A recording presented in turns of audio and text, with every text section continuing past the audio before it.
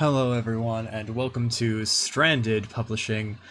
Today, we are going to be discussing how to get into tabletop role-playing games. For those who either have heard of them and are interested and want to get into it but don't really know where to start, or for those who have tried, bounced off, and are looking to try again, but maybe with something a little bit different this time.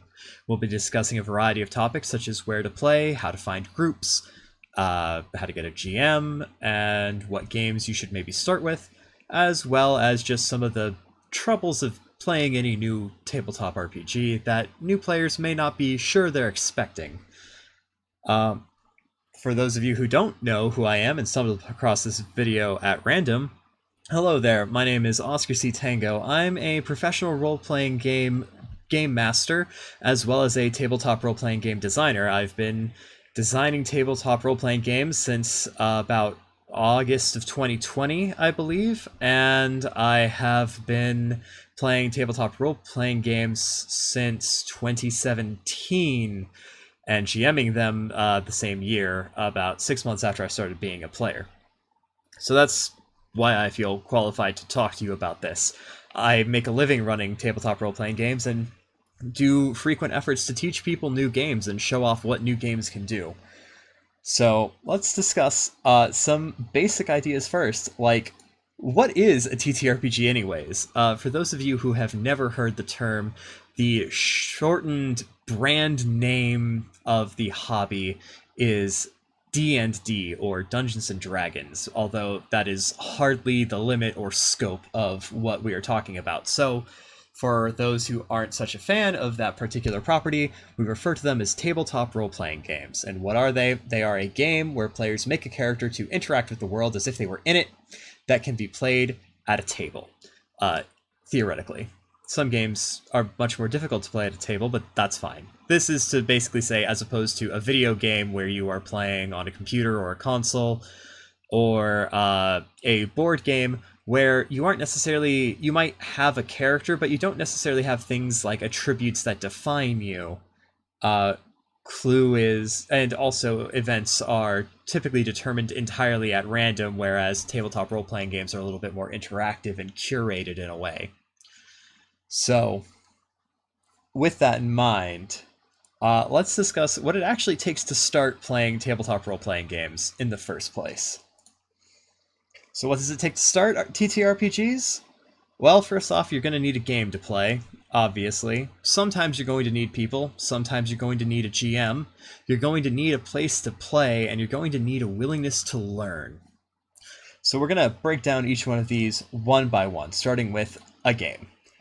Now, up on the screen are a list of games I have personally played or run in some capacity to show people like how easy and fun they are to get into in one way or another. They aren't complicated, they aren't long, and they aren't expensive.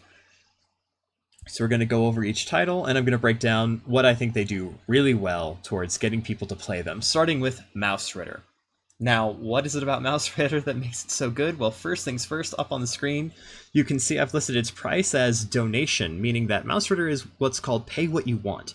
You can get the game for free if you really like or don't have the extra change to spend, or you can donate to the brilliant creator at Losing Games to play Mouse Ritter. Mouse Ritter does come with very simple, easy character creation at the cost of somewhat higher than what other games may offer in terms of lethality, so your character may die a little bit quicker and rather suddenly and violently if you're unlucky. Never a fun thing, but it does tend to come as a risk for games that have easier character creation. So with that in mind, what Mouse Ritter does well, first off, it's cute. You're mice in a human scale world, going off and having adventures with crows and bugs, and cats take the place of dragons. This game can be easily amped up to that typical animal horror, the one, if you know anything about Watership Down or the like, where sometimes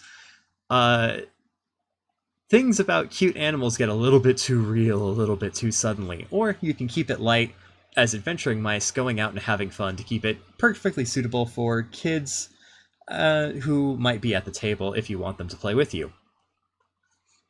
like I said, it's easy to get into, and it teaches some fundamentals of how to play TTRPGs, such as dice notation. It teaches a not necessarily unique, but slightly less common way of rolling dice in a couple of ways. But also, it cuts out some of the roles that take out the confusing terminology, such as the concept of attack roll or roll to hit versus roll for damage and things like that, by just having roll for damage. It also makes the game a little bit more fast and a little bit more exciting. Next up, we have Knave, listed at $3.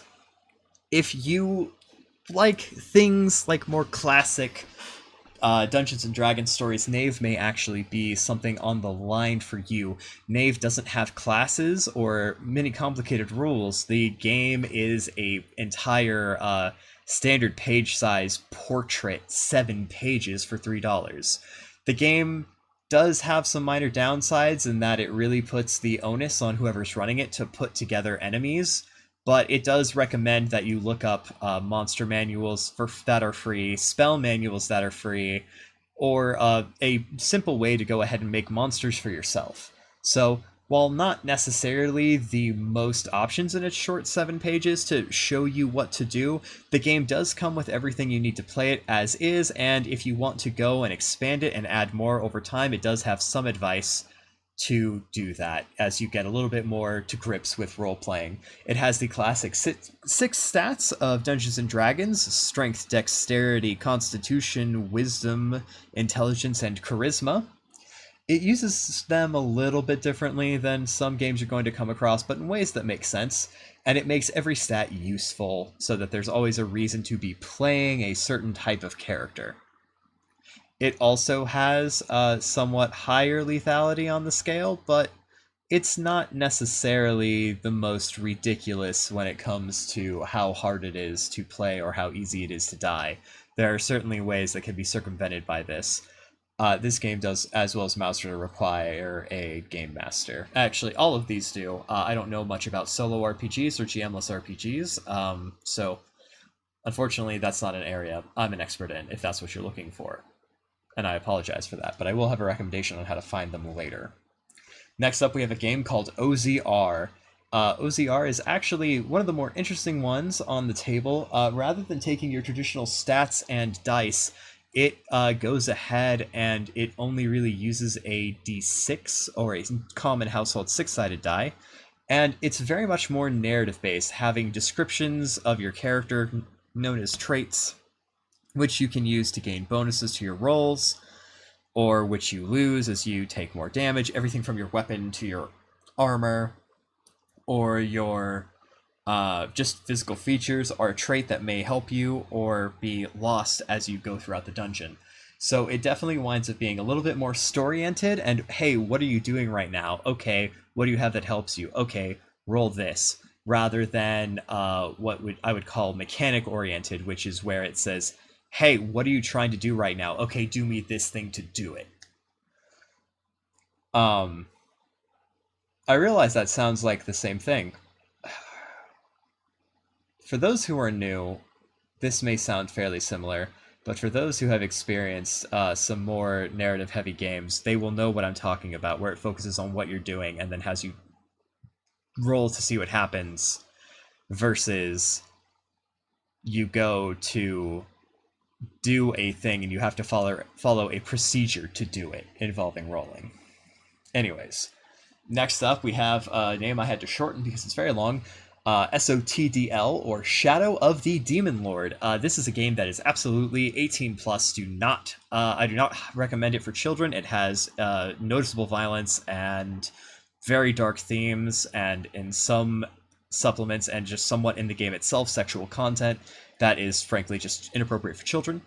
However, if you are 18 or older and you're looking to get into dark, gritty fantasy that actually does a very, very good job of presenting itself to you in a learning way as it grows in complexity and actually gives you the complexity that the previous 3 games in some ways don't of a traditional fantasy RPG, I cannot recommend Shadow of the Demon Lord enough. $20 will buy you the core rulebook, which comes with all the rules you need to play, a description of all the classes at all the levels that are available, a small but very serviceable and robust monster manual, a description of the basic concept of the setting, which some games don't always give, and it is dark, it is brutal, it is fun.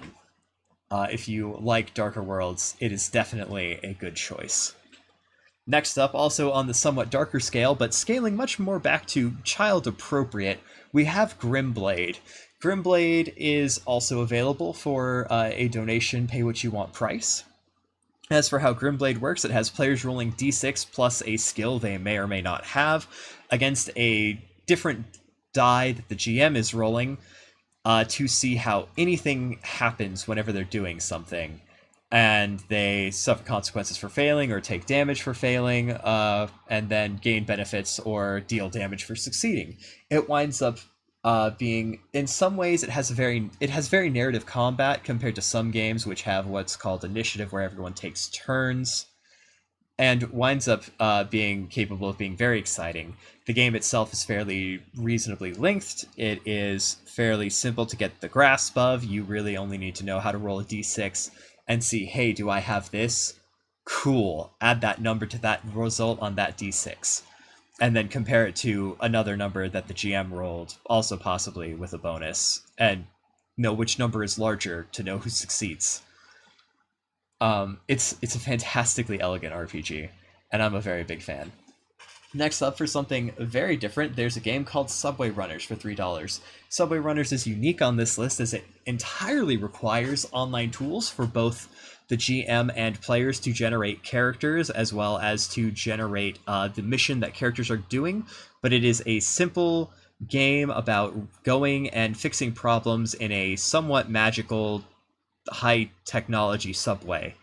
It's what's called Forged in the Dark, so if you're looking to get into more Forged in the Dark titles, being cheap and simple and easy to get into, it manages to teach you how to play those games for some of the bigger ones that come out later, hitting and explaining very well many of the necessary mechanics. Next up is a game called Quest, once again coming to your fantasy tabletop RPGs. Sci-fi ones, there are easy sci-fi games out there. I haven't played as many of them as I have fantasy. A lot of people go to sci-fi games for complexity, so I'm sorry if you're here for the sci-fi recommendations. I don't have many that I've played, and I've tried to stick to what I have played.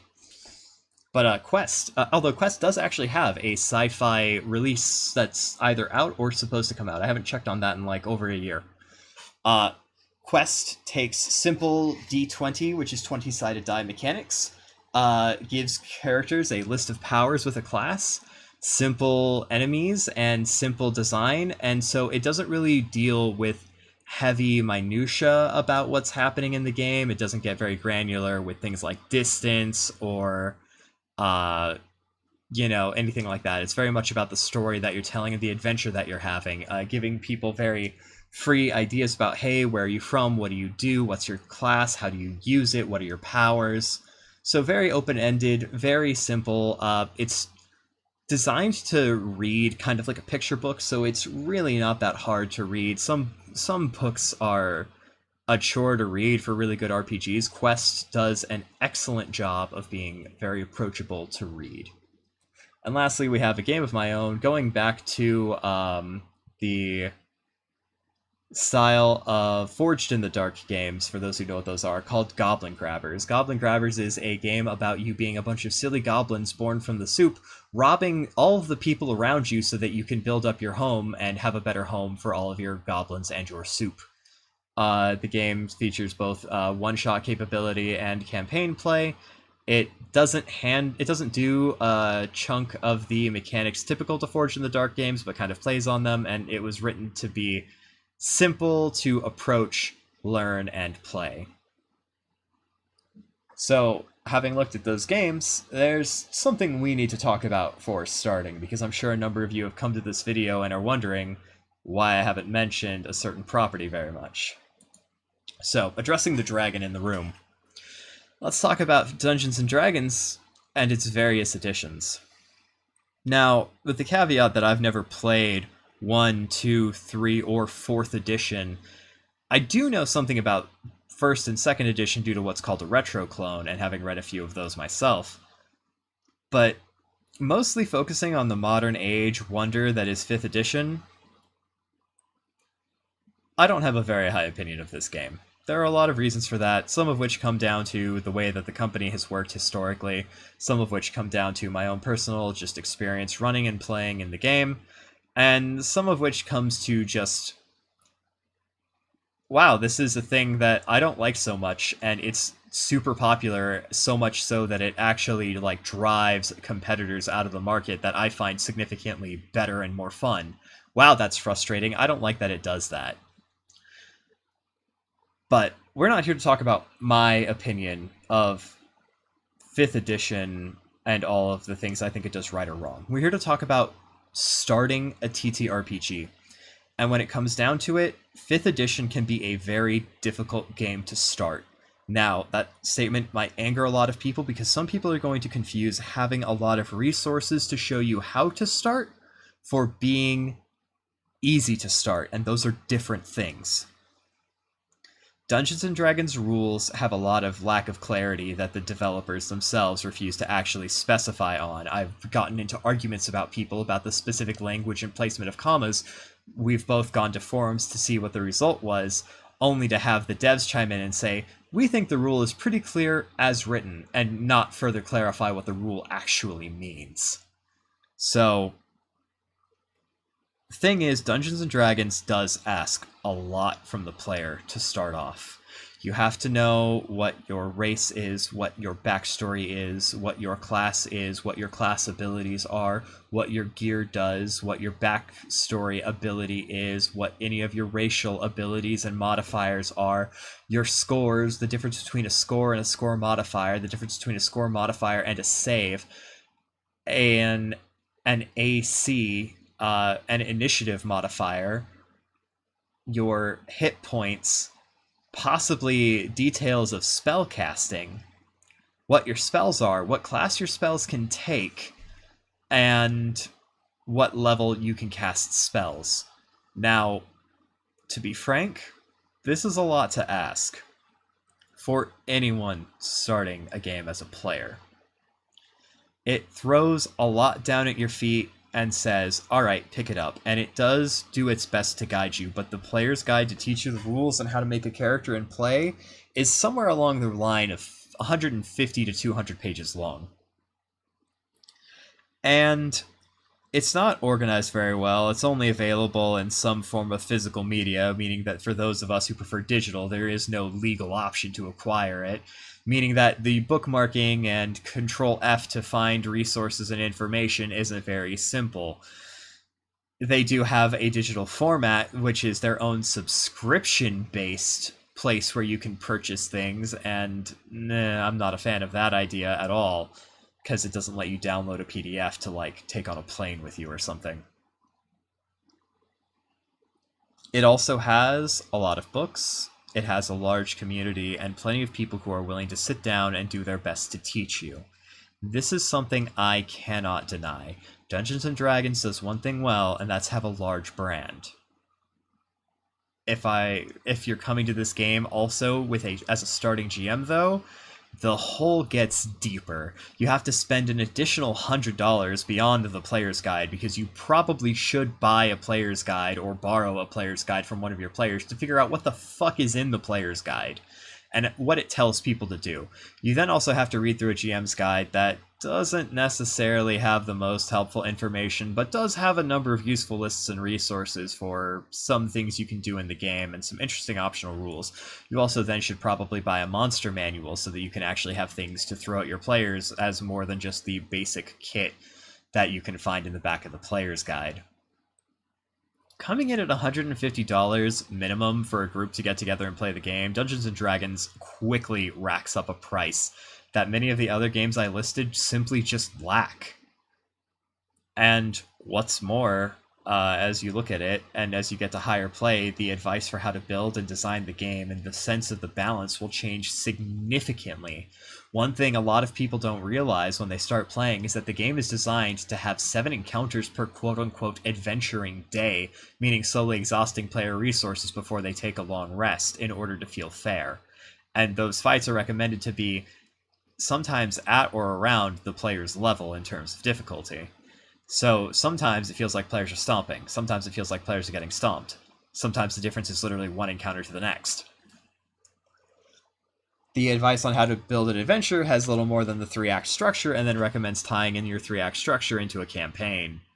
There are a lot of things to do, and when it comes down to it, a lot of the rules are wishy-washy, self-referential, or circular in logic, which is not great, and fails to do a great job of teaching you, which is why there are so many online resources. There are so many videos like this video about how to get into Dungeons & Dragons, or Dungeons & Dragons 5th edition specifically.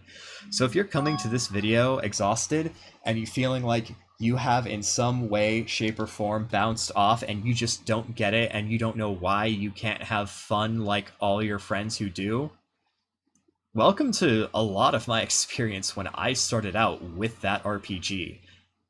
It's got flaws. It's got glaring flaws and issues, and they're announcing some new edition called D&D 1, which, having seen some of the playtests of, they claim is going to be backwards compatible, but doesn't look like it's actually going to be.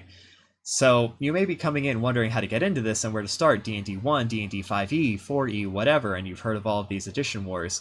And the advice I'm going to give you is, don't worry about getting into Dungeons & Dragons. If you want to get into something that feels like the really classic stuff, I have a video called Getting into OSR that discusses the Old School Revival or Old School Renaissance, which has plenty of games that reference the style of game in its very hallowed halls. And a couple of the ones I mentioned previously do make some effort to reference it, and there are plenty of games that I haven't referenced that do reference it. But when it comes to learning the most modern edition, yeah, in a lot of ways you could say it's probably the most streamlined and easy to learn, goddamn. But at the same time, most streamlined and easiest to learn doesn't necessarily mean good to learn or easy. And hey, maybe you're coming into this video and you're like, no, I had an easy time learning about 5e. What are you talking about? Hey man, good for you. That wasn't all of us. Some of us immediately felt limited by the game's rules and immediately felt like the game was poorly written to explain what it does. It's unfortunate, but that's the way it is. So, with that in mind, moving on from addressing for games to start with, talking about 5th edition and why I think it's not a particularly good or easy game to start with. Let's talk about how to find a group. Sometimes people. Sometimes you're going to need people to play RPGs. That's a fact of life. Now, first things first, solo games exist. There are many, many, many games out there that I haven't played or read fully that talk about how to play them completely on your own, and you can just... I think a lot of them are called solo journaling RPGs. There's a game out there called Ironsworn, which is famous for having a really good GM-less or solo mode. So there are plenty of things out there for you, the viewer, to sit down and say, hey, I don't want to get together with a group of people and deal with the nightmare of scheduling. How do I play alone? I don't have many games to recommend, but I do recommend a blog on Tumblr called There's a TTRPG for That, a wonderful blog run by an individual named Mint, who talks about a variety of RPGs, will answer your questions, and find you plenty of recommendations, so I'm sure they could do a very good job of finding you a starter solo TTRPG, or you can go through their previous Ask log and see if maybe someone has already asked that question, and there are some exciting answers there for you to find. However, if you're also looking to find a group, there are plenty of games that have their own Reddits or Discords, be they publishing houses with Discords or the fan-made Discords for the game, that have looking for group sections where you can go ahead and see if you can find a game for you on the game you want to play. Additionally, there's a Reddit called r/LFG. They mainly cater to more popular games, but you can easily put out as a player, I'm a player looking for a group that plays this, and see if someone's browsing there and can pick you up. Next up, there is the mostly paid, sometimes free option of a website known as startplaying.games. I personally work through startplaying.games, so yeah, this is a little bit of self-promotion, but simply put, startplaying.games has a GM that puts up a game, a listing for when the game will be, which is time of day. If you don't like that, you can message the GM and ask them about other time slots. There's an option for that when you're looking at the adventure. You can sort by game you're looking to play. And the GM is responsible for advertising to trying to get the group together, which takes a lot of the work off of you who's coming to try and find things hand. You can find games for free, you might even be able to find campaigns for free. But admittedly, it's a paid game site. A chunk of stuff is going to be paid for varying prices depending from GM to GM. We all set our own prices. If you have money and some spare time, it's a valid option. Next up, we have two websites that are virtual tabletops called Roll20.net and Foundry Virtual Tabletop, which Foundry's a little bit of a machine to work with, but basically both Roll20 and Foundry have looking for group posting pages where GMs and players alike can post to talk about what kind of games they're hoping to join, paid or free, so that you can go ahead and search to see if you can find the group that's right for you. Should you pay for a game? Should you not pay for a game? It really depends on you. In my experience, people who pay are typically a lot better about showing up and a lot more invested in the game, because if they're willing to spend money to be there, they're a little bit more serious. And serious does not mean, hey, you have to do this perfectly, tactically, and be perfect in every way. But they're actually there to show up, and they're less likely to cancel at the last minute, especially on Start Playing, where if you cancel at the last minute, you're still going to get charged. So with finding your sometimes having to find people out of the way, what about game masters? I talked a little bit about how to find them, but just to cover it in its own sense, sometimes you got to find a GM. Like I said, a lot of the previous places listed come with their own GM who is doing the advertising, which makes a lot of what I'm about to say kind of redundant, but hey, sometimes someone in your group may volunteer to be the GM. And as a forever GM myself, who does get to play in games, I actually, in a lot of ways, sometimes prefer GMing. I'm excited about showing off worlds and exploring them with players, seeing what players want to do, and other exciting things. I like presenting monsters and challenges. I like holding secrets and revealing twists. So, I mean, if any of those things seem exciting to you, consider being a GM. It's not always a bad gig, and a lot of games make an effort to make being a GM rewarding and fun, and a form of game in its own way, especially in more modern era. And as I said previously, you can find a GM through r/looking-for-group or startplaying.games, both of which frequently have GMs posting or putting up advertisements for what they want to run. r/LFG is more of a forum, so you're going to have to do a bit more scrolling, whereas startplaying.games will bring you to a place where you click a button that says Find Games, and then you sit down and there's a big list that you can scroll through, and you can put in filters to see what games there are and when. And I'm putting this last just for a bit of variety. There are GM-less games out there. Games I haven't played because time and getting a group, look, it's not always easy. But it is doable. And I've heard really good things about GM-less games. I happen to know for a fact there's a game called Nighthawks, which encourages not necessarily having a GM, or if the GM is there, having the GM have a character and be a player. As well as there's a game called Wanderhome, which is rather famous for its GM-less style of play. I have yet to have the opportunity to play it. And as I've mentioned, Ironstorm is famous for being GM-less potentially, as well as solo if you like. So there are games out there that don't just say, we're not going to have a GM, but they actually sit down and say, you know what, we're going to do it, we're going to do it really, really well. So sometimes you're going to need a GM, but not always. And here are some places to, find them. You're going to need a place to play, though. And when it comes to that, well, you have options, but not all of them are guaranteed. First things first, you could try looking in your local community to see if there's a game store, often called a friendly local game store. They will frequently have places where you can rent out tables for your game and spend some time together. Of course, renting a table does typically cost money, but hey, you know what? They have the space. They have a right to charge for it. Potentially your local library. If your local library has study rooms to rent out, you can see about talking to the librarians if you're willing to, not rent out, but what's the word I'm looking for? Rooms that you can book and reserve. You can go ahead and talk to your local librarians and see if it would be cool with them if you went and reserved a table for game day for 2 to 3 or 4 hours that you're gonna go ahead and take to play your game. And, they might say yes. They might even be really excited about it. You don't necessarily know, and local libraries have different opinions on different things, so I'm not going to make any promises about your local library if I don't live in your town.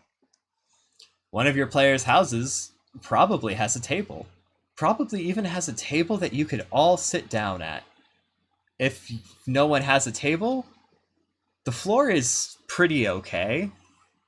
But broadly speaking, if someone's willing to let their friends into their home and go ahead and sit down and all play together as a social event where you're all face to face, a home has the benefit of having its own kitchen and not requiring money other than a mortgage or rent. So hey, at least you're already paying those, I hope. However, for those of us who are mostly friends with our online gaming communities or with people who are across the country for one reason or another, there are many online places to play these games known as virtual tabletops or VTTs. Free of charge is the Roll20.net virtual tabletop. Roll20 does actively have updates, has a wide variety of game options, and even has some things where for premium money, certain more popular games have things that make your life easier, such as pre-existing character creators to help guide you through the process, and the ability to buy the books so that you can reference the rules and drop enemies at any time you like.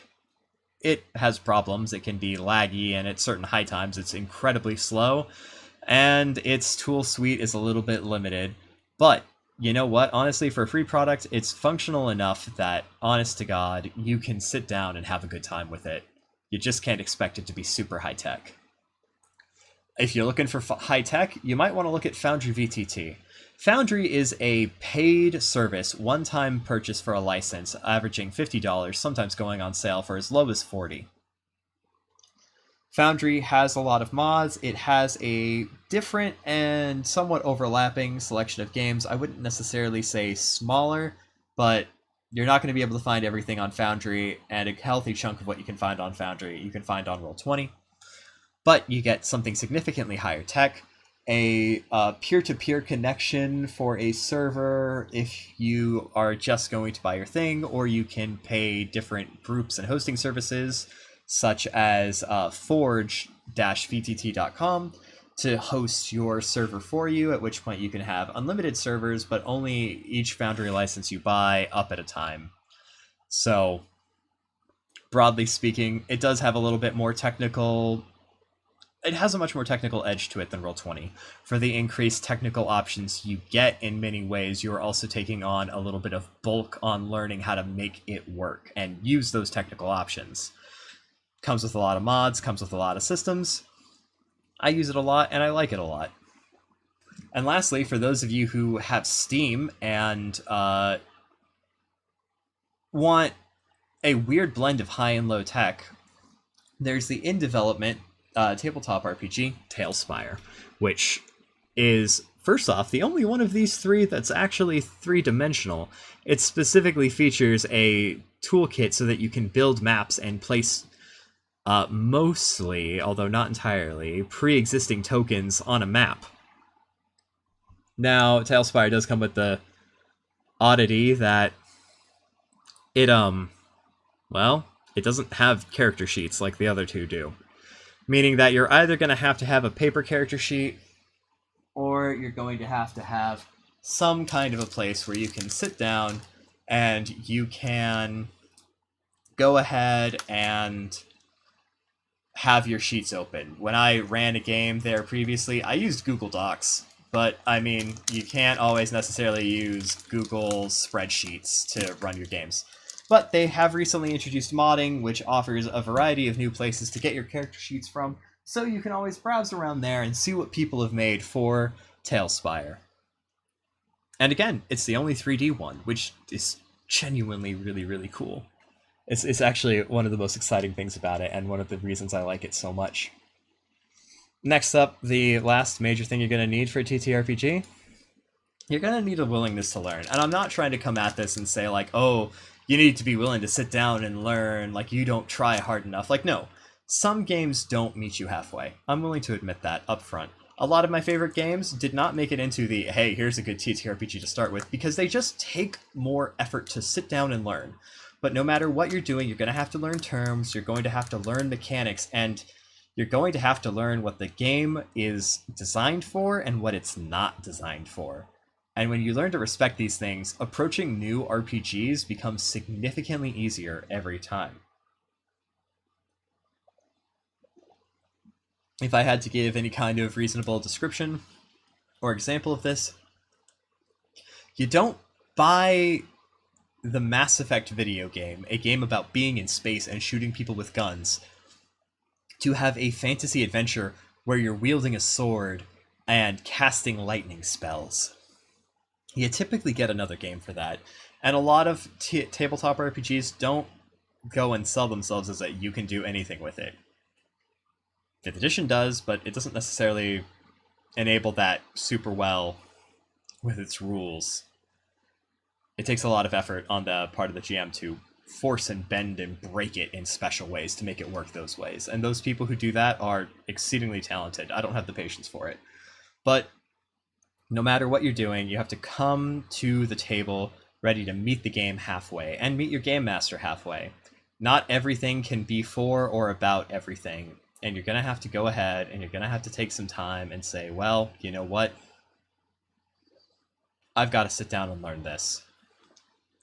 And if you don't have the patience for that on even some of the games I've listed with how simple some of them are, then you know what? Maybe tabletop RPGs aren't necessarily for you. And if that's the case, that's okay. You know what? Not everything's for everyone. You don't have to play them. So, I'm not going to sit here and be like, oh, you're just not trying hard enough. You know what? Maybe they're just not for you if you're not willing to sit down, meet it halfway, and learn. I don't have much more to say about this, but it is important to mention. So, that's my little bit of advice on how to play tabletop role-playing games and how to get into them if you are new to the entire dealio of playing them. I'd like to thank you very much for sitting down and watching this video. I'm trying to make more videos to help more people get into the hobby and show off more games I like. So, yeah. If you like my voice or are interested in any of the things I mentioned myself doing, you can go ahead and find me at startplaying.games/gm/Oscar-C-Tango. If you want to hire me to run tabletop RPGs, if I don't know it, I'm probably willing to learn it. You might have to give me a couple of weeks, though, because some of those books are long. Pathfinder core book, before Player and GM Core came out, because I haven't checked those and clocked those, was 600 pages. That takes a while to read. If you want to see games I've created, not all of which are necessarily perfect for starting out, but some of which are actually decent for starting in new players, you can check out strandedpublishing.itch.io, where my entire games library is available for a price of any donation you feel willing to give. You can also find me at tumblr.com/blog/OscarCTango, where I occasionally advertise or talk about tabletop role-playing games, or things I do on this channel. I also have a Ko-Fi somewhere that I haven't put up on screen because, I'm going to be honest, I made it like a week ago and I forgot about it. You can also find these links in an incredibly butchered fashion to get around YouTube link detection in the description so that you can, go ahead and remove the spaces as you need to go ahead and get those to the places you want to be. Thank you for watching. Thank you for listening.